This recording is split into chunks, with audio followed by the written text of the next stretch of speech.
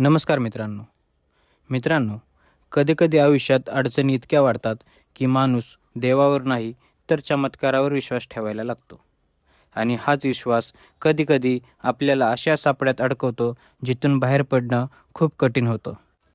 आजची ही कथा आहे एक अशा व्यक्तीची ज्याने स्वतःला देवाचा अवतार म्हणून लोकांसमोर उभं केलं आणि त्या श्रद्धेचं रूपांतर केलं फसवणुकीत. ही कथा आहे मनोहर मामा भोसले यांची. एक छोट्या गावात राहणारा एक तरुण व्यवसाय करत होता. पण नशिबाने साथ सोडली होती. कर्ज वाढत होतं, घरात तणाव वाढत होता आणि त्याच्या डोक्यावर एकच प्रश्न होता, आता काय करायचं? तेव्हाच त्याच्या आयुष्यात एका नावाची एंट्री झाली. लोक म्हणाले, एक माणूस आहे, मनोहर मामा. तो बाळूमामाचा अवतार आहे. तुमच्या सगळ्या अडचणी दूर करू शकतो. आणि इथेच त्याच्या आयुष्याने एक वेगळं वळण घेतलं.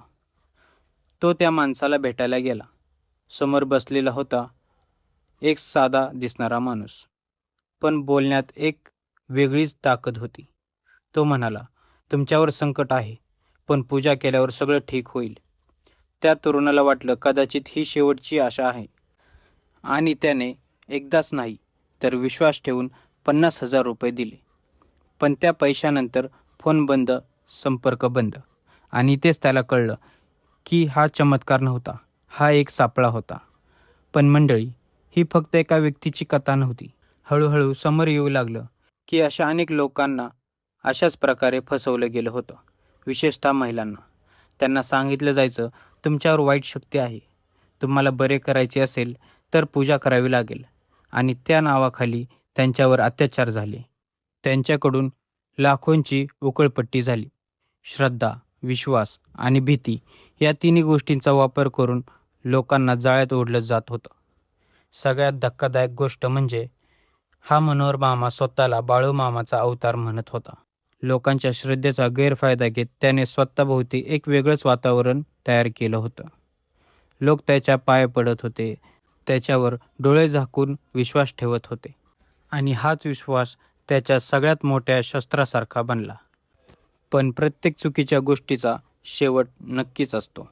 हळूहळू पीडित लोक पुढे येऊ लागले, तक्रार दाखल होऊ लागल्या आणि मग पोलिसांनी या प्रकरणाची गंभीर दखल घेतली. पुरावे जमा झाले, सत्य बाहेर यायला लागलं आणि अखेर मनोहर मामा भोसले याला अटक करण्यात आली. तो जो स्वतःला देवाचा अवतार म्हणवत होता, तोच आता कायद्याच्या चौकटीत उभा आहे. मंडळी, ही फक्त एक क्राईम स्टोरी नाही, ही एक मोठी शिकवण आहे. अंधश्रद्धा कधीच तुमचं भलं करत नाही.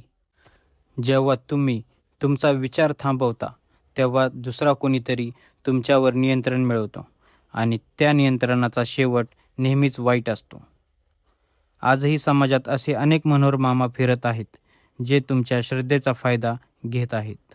म्हणून डोळे उघडे ठेवा, प्रश्न विचारायला शिका, कारण विश्वास ठेवणं चुकीचं नाही, पण अंधविश्वास ठेवणं खूप मोठी चूक आहे. आणि लक्षात ठेवा, तुमच्या आयुष्याचा खरा आधार कोणताही बाबा नाही, तर तुमचा स्वतःचा विचार आहे. धन्यवाद.